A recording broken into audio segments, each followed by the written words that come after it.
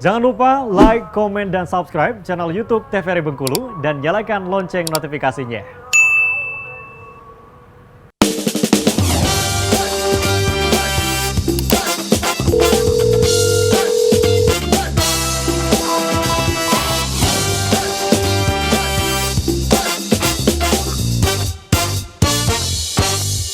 Baik pemirsa, terima kasih Anda masih menyaksikan Dr. Gito, masih membahas mengenai hipertiroid bersama dengan Dr. Lisda dan Dr. Reni. Silakan dokter, kita lanjutkan pemaparan materi pada hari ini karena lumayan seru ya pembahasan hari ini.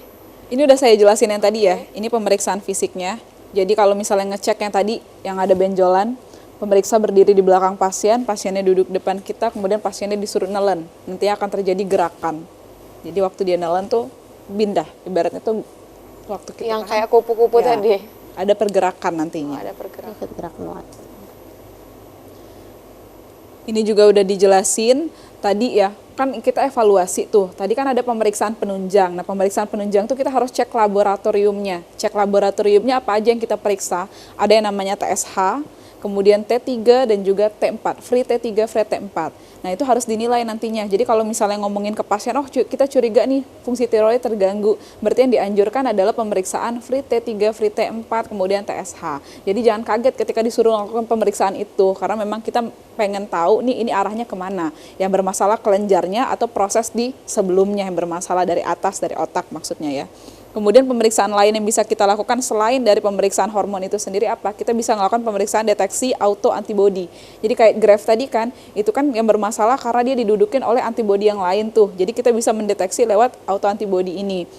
Kemudian ada juga lagi pemeriksaan namanya scintigraphy atau thyroid scan. Nah, nanti akan didapatkan gambaran seperti ini. Kalau Graves' disease itu gambarannya dia bakalan kayak menyeluruh, menyebarnya merata. Tapi kalau misalnya di penyakit-penyakit yang lainnya biasanya dia hanya di salah satu aja, nggak menyeluruh kayak Graves'. Graves' itu kan sifatnya diffuse, jadi dia menyebar.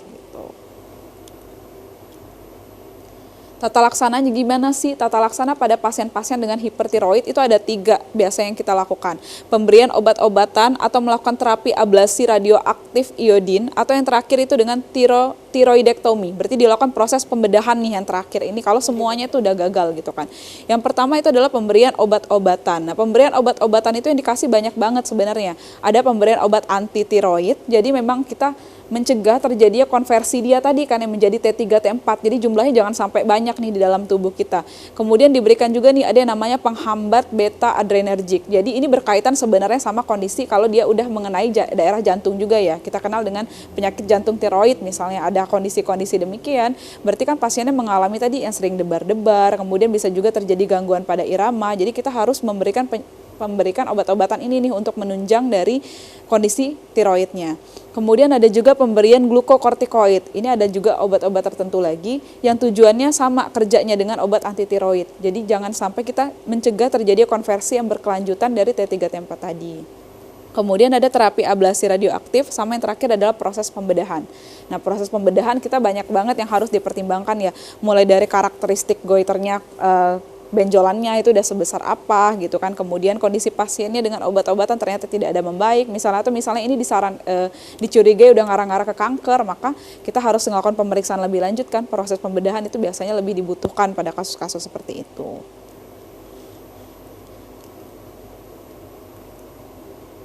Komplikasi yang bisa terjadi yang paling banyak adalah krisis tiroid. Berarti krisis tiroid itu terjadi karena apa aja? Jadi kan terjadi yang bisa terjadi pada pasiennya demam tinggi, kemudian penurunan kesadaran sama kolaps kardiovaskuler. Berarti masalah yang ada pada sistem pembuluh darah ataupun jantung ini semuanya bermasalah.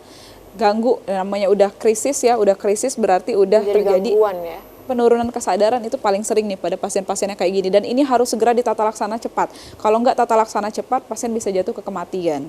Kemudian ada proses kardiovaskuler yang terganggu apa? Berarti kita kenal nih ada yang namanya penyakit jantung tiroid nantinya. Kayak tadi kan udah palpitasi, udah gangguan irama jantung dan lain sebagainya. Kemudian ada juga osteoporosis. Osteoporosis terjadi karena apa? Karena tadi kalau misalnya metabolismenya ini juga nanti berkaitan sama pembantuan kalsium yang dibutuhkan oleh tulang. Jadi ketika itu berkurang ya pasiennya juga akhirnya mudah kan terjadi pengeroposan pada tulang-tulangnya. Kalau untuk edukasi sendiri sebenarnya ini nggak ada proses pencegahan.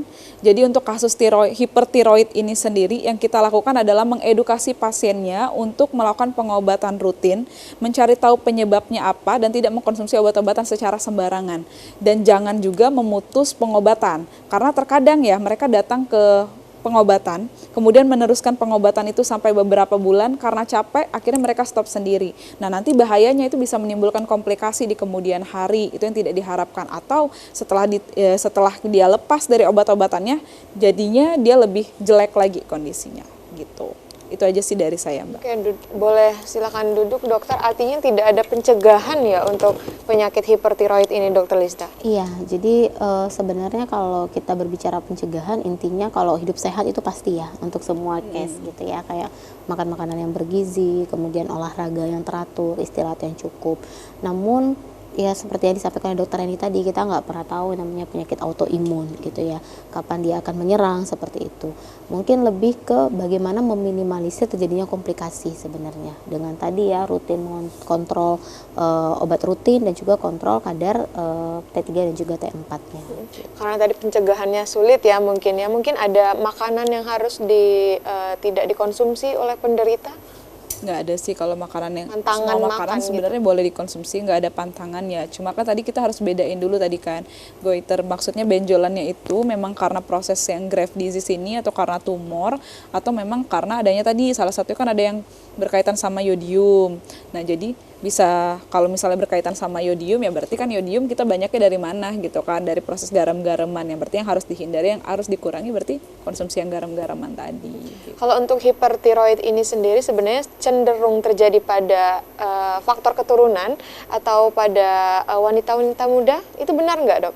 Jadi jatuhnya fakta atau mitos atau fakta gitu. Oke, jadi kalau pertanyaannya harus lebih banyak pada wanita, nggak juga gitu ya. Artinya mau pria, baik pria ataupun wanita itu bisa saja beresiko. Dan juga kalau berbicara soal faktor genetik, nggak harus sih gitu ya. Jadi kecil juga ya angka kejadiannya itu karena faktor genetik. Jadi ya bisa kita bilang mitos kali ya kalau harus wanita dan juga faktor genetik.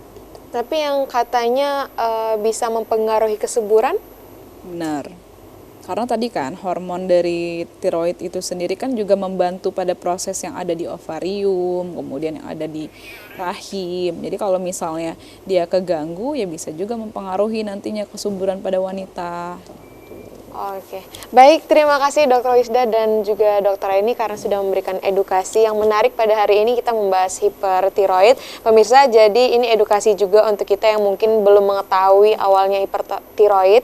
Jadi harus banyak yang harus dijaga seperti makanan, juga kurangin makan garam juga ya, kurang makan asin. Oke, saya Helda Amelia undur diri, terima kasih dan sampai jumpa.